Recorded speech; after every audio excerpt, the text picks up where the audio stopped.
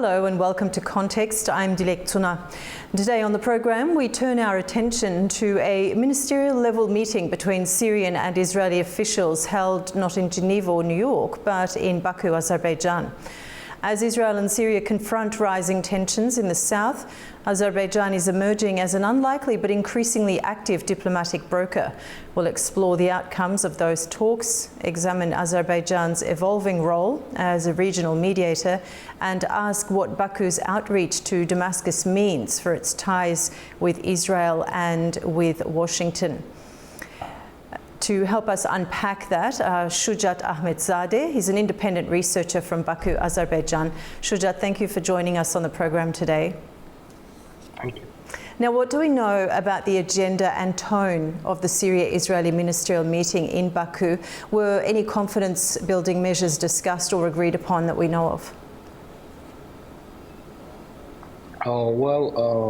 The context and the content of the meetings are obviously not public, but it seems, at least looking at Syrian and Israeli sources, to a degree also Turkish, it seems that the main issue that concerns Israeli-Syrian dialogue at this point is two things. Actually, main issues are two things.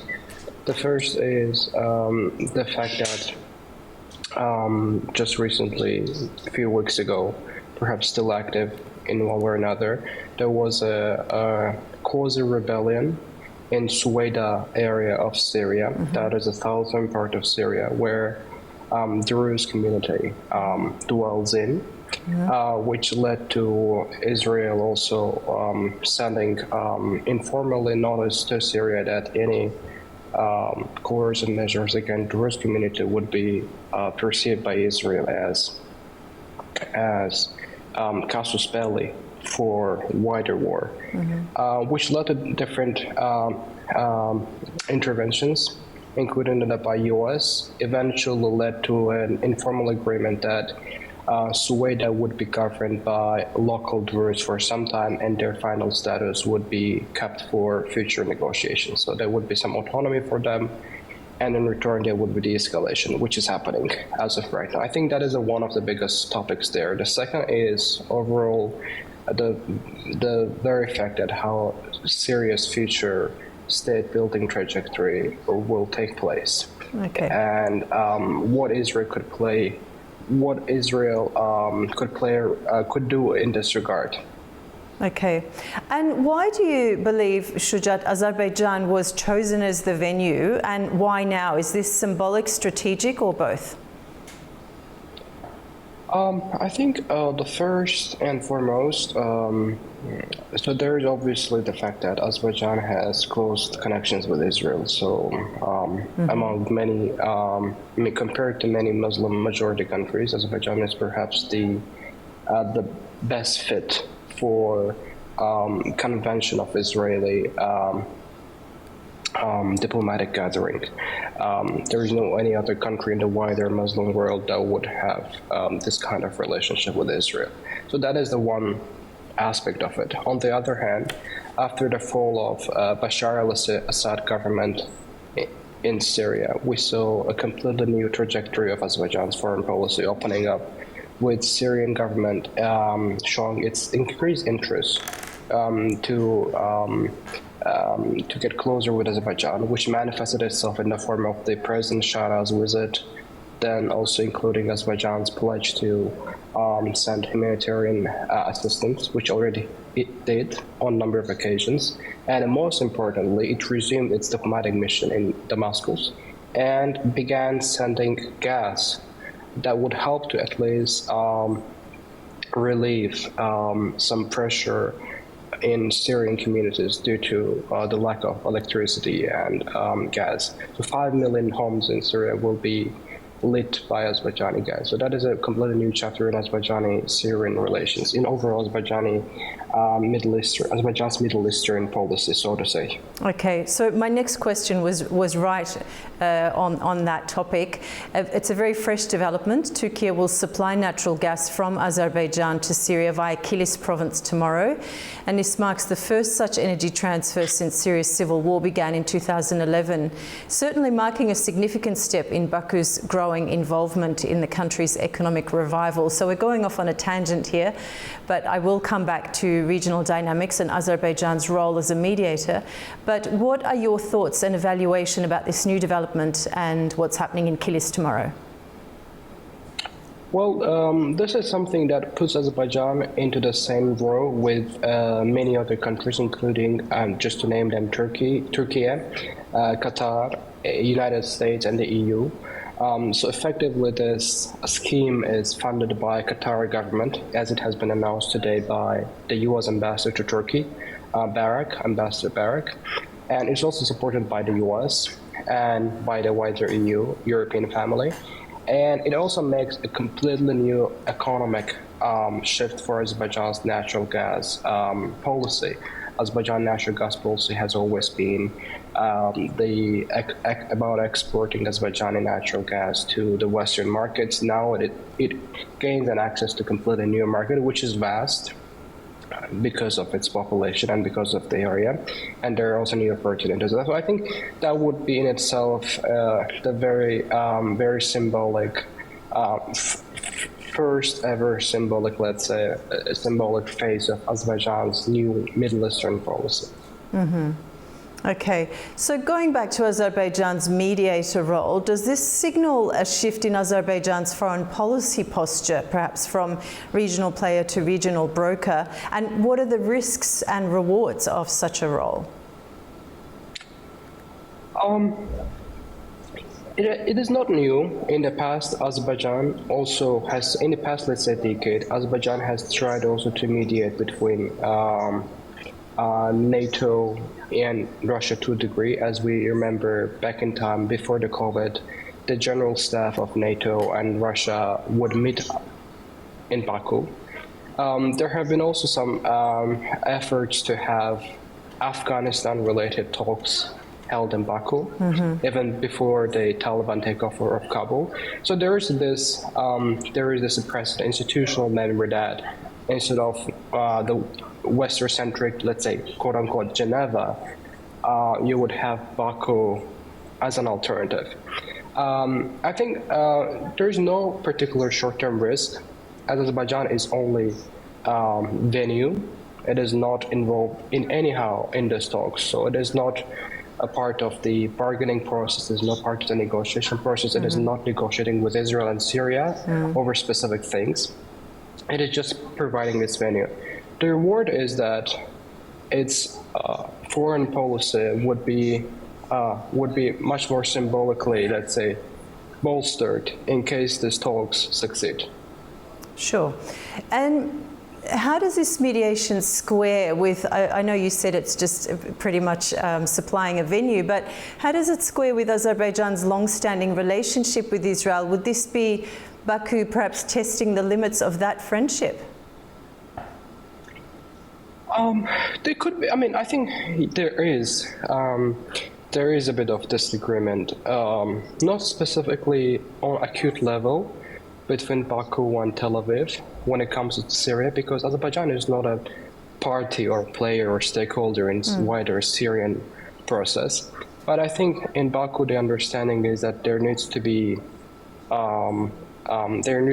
stable and Syria with the current government in place, ideally, and that would help to protect Syria's territorial integrity and unity. But on the other hand, on Israeli hand, we see completely different perception and assessment, where there is a more increased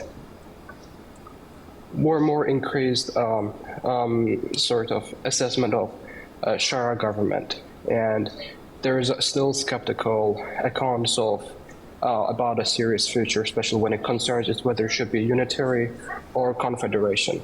I think there's a disagreement, and here Baku aligns more with Turkey rather than Israel. Okay. And could Azerbaijan's propositions to Syria be a back channel aimed at moderating Iranian influence in the Levant? I think it's, fair to say that after the most recent, after the October 7th, of course, not a direct result, but a byproduct, and also the most recent Israeli-Iranian war, the short-term war, we could fairly say that also after the government change in Syria, we could fairly say that Iranian presence in the Levant has been diminished to actually nothing, almost nothing. Wouldn't be saying nothing straightforward, but almost nothing. So in Syria, Iran is out of everything. So in Lebanon, Hezbollah is quite weakened. It's decapitated, and even during the most recent Israeli-Iranian war, Hezbollah was rather silent and ambiguous, showing that it is either unwilling or not in a position to just even comment on this war that was happening between its arch enemy and its supporter ally, namely Iran. So in Levant, in a wider geography, we say definitely very drastic, very radical, unprecedented reduction of Iranian presence in the form of military, politics, and other formations. Okay. And how might the United States view Azerbaijan's engagement with Damascus, do you think, a government that's largely sanctioned and isolated? It is, to me also it is a bit hard to see what are the exact lines of the U.S. policy.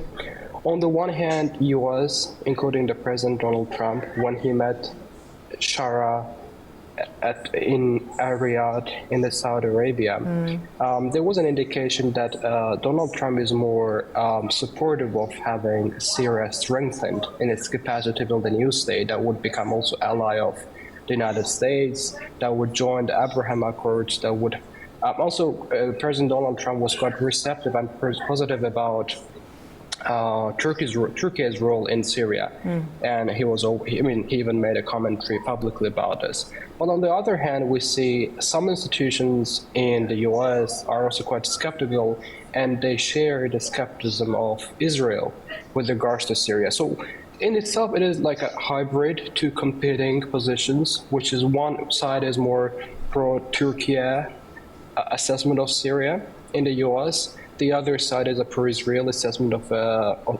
of Syria. So that's why we don't see, I think, as of this point, very cohesive U.S. strategy towards Syria. For example, they say that we support a Shara government. They meet, they lift some sanctions. And they lifted but when sanctions. Israel tags, yeah, to a certain degree, yes, they did. But when Israel, for example, attacks Damascus by airstrikes, they don't do anything. So they don't even condemn this. Which in itself shows that there is institutional also lack of understanding of what are the parameters, what are the limits, what are the maxims of the would-be U.S. policy over Syria. So there is a clash, internal clash, institutional clash, I would say, in the U.S. So there is no clear-cut ABCD of what U.S. Syria policy looks like. Okay, sure. So definitely, for example, just two examples. If you look at the statements of the U.S. ambassador to Turkey, and then you look at the statements of the U.S. ambassador to Israel, you would have completely 180 degree of difference. And you could not even conclude which position is the really U.S. position about Syria. Okay, and could this meeting ultimately complicate or complement Azerbaijan's strategic alignments with both Israel and the United States? I personally think that, yes, it would strengthen Azerbaijani-Israeli institutional ties. I mean, they're already quite strong, so there could be some disagreement over how Baku and Tel Aviv sees the future of Syria. But I don't think that would create a big institutional crisis. But with Washington, I think, yes, there is a perception that in Washington that, yes, Baku are on the same row with Washington and its allies like Turkey and Israel when it comes to the fact that there should be a new Syria. But I'm quite a bit skeptical about the extent to which U.S. is willing to engage in this wider region in a way that would also keep Azerbaijan quite close to the Washington D.C. So we overall see a retreat of the U.S. political presence in the wider Middle East. There are episodic acts of U.S. intervening in Palestine-Israel case, in Iran-Israel conflict. So there is definitely this. So there's also military and economic presence. But overall, the trend is that of isolation, that of going back to the continent, back to the Americas, that is withdrawing from the Middle East, so to say. And I'm not sure how this would match with the question that you asked, in which there could be sort of eventual Azerbaijani-American, let's say, rapprochement or alignment. I think it could be episodically, but I don't think that in the long term, substantively, there would be any Baku-Washington axis, so to say, politically calling. Okay, but what does this tell us about the mediating role that Azerbaijan is taking on more and more? Tell us about the shifting geography of diplomacy in the Middle East and Caucasus. Are we witnessing the birth of new mediation hubs beyond the traditional Western capitals? Exactly. I think the answer is in the question. So the long celebrated the Switzerland model, in which Geneva would be the peace area for conflicting parties to come in and mediate and find a solution, is no longer the case. That also comes from the fact that there is a very open and acute crisis in a neoliberal global order. That's why we see more and more new mediators, namely United Arab Emirates, then China, because People's Republic of China, and also like countries like Azerbaijan emerging as new mediators. Also Turkey, for example, which we remember mediated the Ethiopia and Eritrea to a degree to end their war. Okay. And would you say that this engagement is perhaps the beginning of a longer-term Azerbaijani role in conflict de-escalation across the Middle East? Yes, I think if you read Azerbaijan foreign policy and its maxims, I think this mediatory role fits very well into the wider foreign policy logic of Azerbaijan, institutional logic, that it would rather refrain from taking sides openly, and it would instead prefer it to be seen as a mediator, pretty much like Oman. Like Oman is also a Middle Eastern country known for its mediation in different cases with the Iranian nuclear talks, with the Palestinian issues. So I think Azerbaijan is trying to be also on the same path. That is, I'm not part of any acute conflict, but I am happy to help. Sure. Okay. Shuja, thank you so much. It's been a pleasure talking to you today. Appreciate your time. Thank you very much. Thank you. That's all for this episode of Context. We'll continue to track the evolution of these talks and what they signal for the broader future of security and diplomacy in the region. Until next time, thank you for joining us.